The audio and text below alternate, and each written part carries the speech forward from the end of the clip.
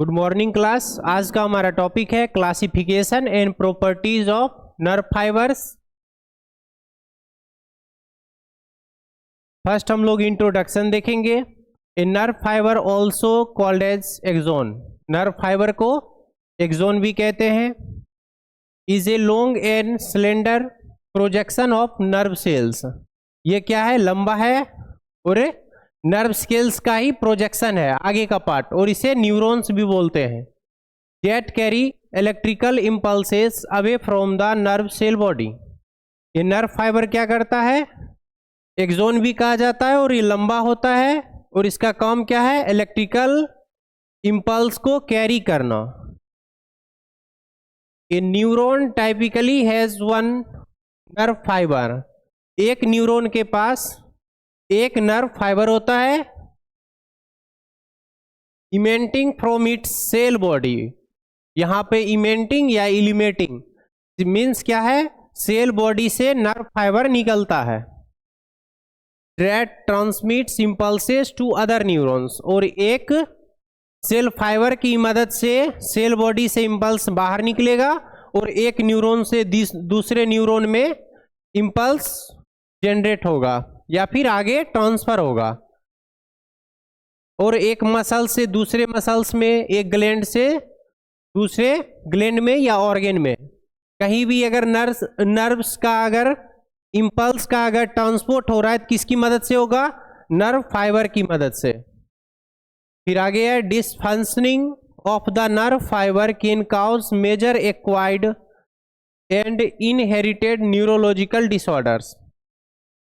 बोला गया डिसफंक्शन। अगर नर्व फाइबर ठीक से काम नहीं कर रहा है, डिसफंक्शन है, तो उसके कारण क्या होगा? Acquired and inherited neurological disorder. Neurological disorder means neuron से संबंधी दिक्कत होगा और ब्रेन से संबंधी दिक्कत होगा। एक्वायर्ड भी हो सकता है और इनहेरिटेड भी हो सकता है। एक्वायर्ड जो जन्म के बाद आया है बॉडी में, और इनहेरिटेड क्या है? जो जन्म के साथ ही है। ये दोनों दिक्कत, न्यूरोलॉजिकल प्रॉब्लम आ सकता है नर्व फाइबर में डिसफंक्शन के कारण।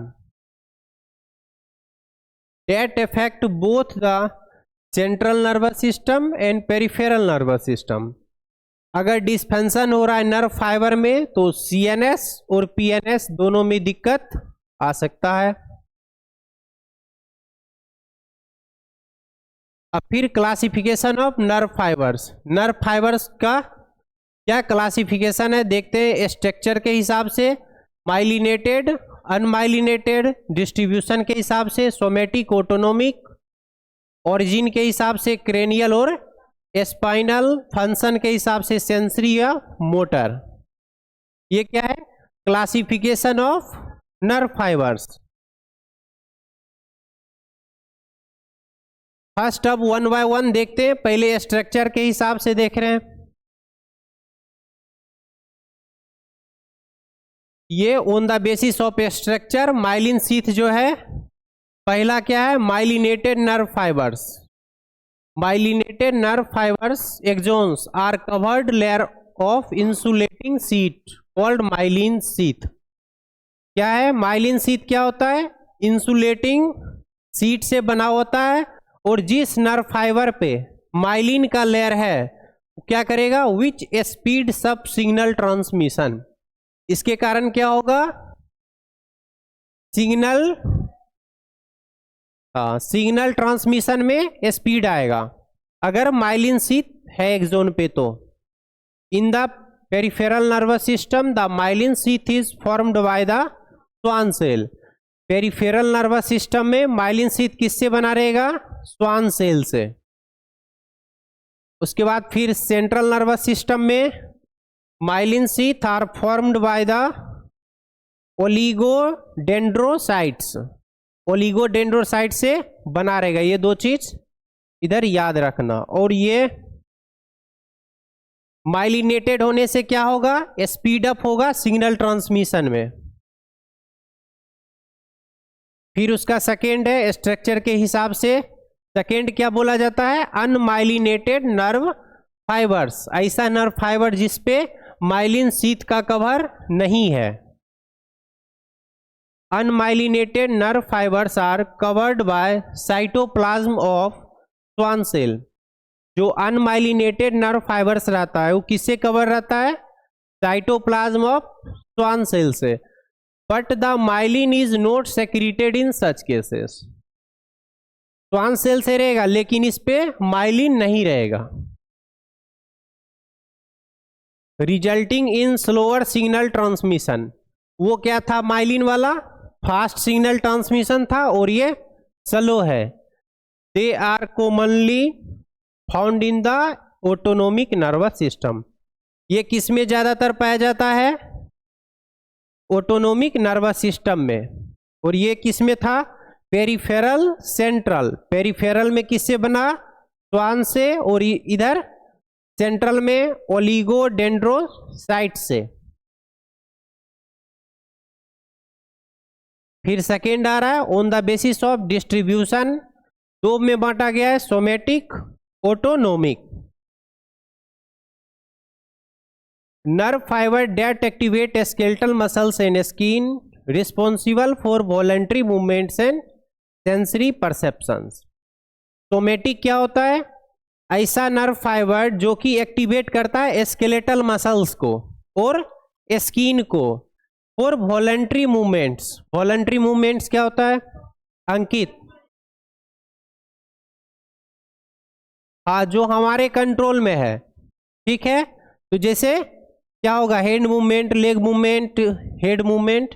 तो ये सब चीज में जो आएगा वो सोमेटिक होगा। और ये डिस्ट्रीब्यूशन में नर्व फाइबर जो होगा वो सोमेटिक नर्व फाइबर होगा। फिर है autonomic. Nerve fibre that activate smooth muscles, cardiac muscles and glands, controlling non voluntary functions like heart rate and digestion. तुम चाह के भी डाइजेशन को नहीं रोक सकते हो। तो ये क्या है? Non voluntary movement. और हार्ट रेट को भी नहीं रोक सकते हो। तो बोला गया है डिस्ट्रीब्यूशन में सोमेटिक क्या करेगा? वॉलंटरी, ठीक है, वॉलंटरी वाले नर्व फाइबर में काम करेगा। और ऑटोनोमिक किस में काम करेगा? नॉन वॉलंटरी फंक्शंस के लिए। फिर है ओरिजिन के हिसाब से। तो क्रेनियल, स्पाइनल। क्रेनियल किसको बोलते हैं? जो ब्रेन से निकल रहा है, ओरिजिनेट कर रहा है। और स्पाइनल नर्व फाइबर किसको बोलेंगे? जो स्पाइनल कॉर्ड से निकलेगा। Nerve fibre originated from brain called cranial, nerve fibre originated from spinal cord. तो ये ओरिजिन से हिसाब से। फिर लास्ट है किसके हिसाब से? फंक्शन। एफरेंट नर्व फाइबर्स और एक efferent nerve fibres. The peripheral nerve fibres receive impulses from different receptors of the body. Peripheral nerve fibre है। पेरिफेरल किसे कहते हैं? सेंट्रल के बाद जो बच रहा है साइड का, स्पाइनल और क्रेनियल, वो सब पेरिफेरल में आता है। तो पेरिफेरल का जो नर्व फाइबर रहेगा receive impulses from different receptors of the body. Different receptors of the body, body के जो भी अलग अलग रिसेप्टर हैं उससे क्या करेगा? इंपल्स लेगा। And transmits them to the CNS। Means हाथ से मानो सिग्नल लिया, पैर से सिग्नल लिया और उसे ब्रेन तक ले जाएगा। तो वो किसका काम है? एफरेंट नर्व फाइबर्स का। This type of fibres are called afferent nerve fibres. This fibres are pseudo unipolar in nature.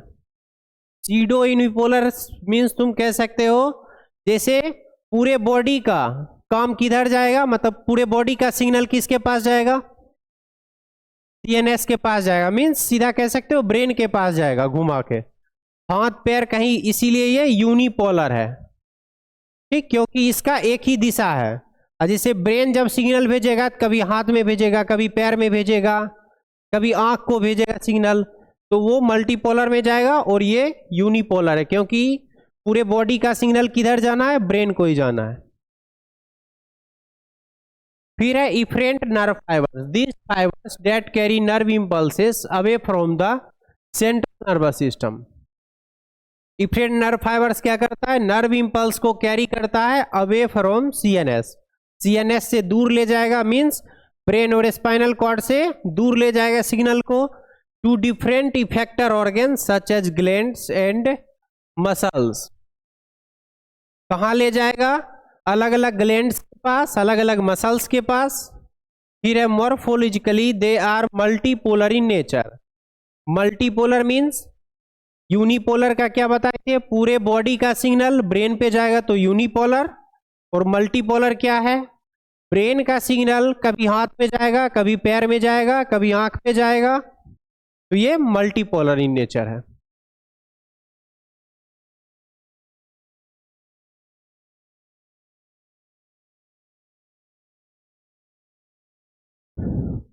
हम लोग देख लिए classification of nerve fibres, structure के हिसाब से, डिस्ट्रीब्यूशन के हिसाब से, ओरिजिन के हिसाब से, फंक्शन के हिसाब से।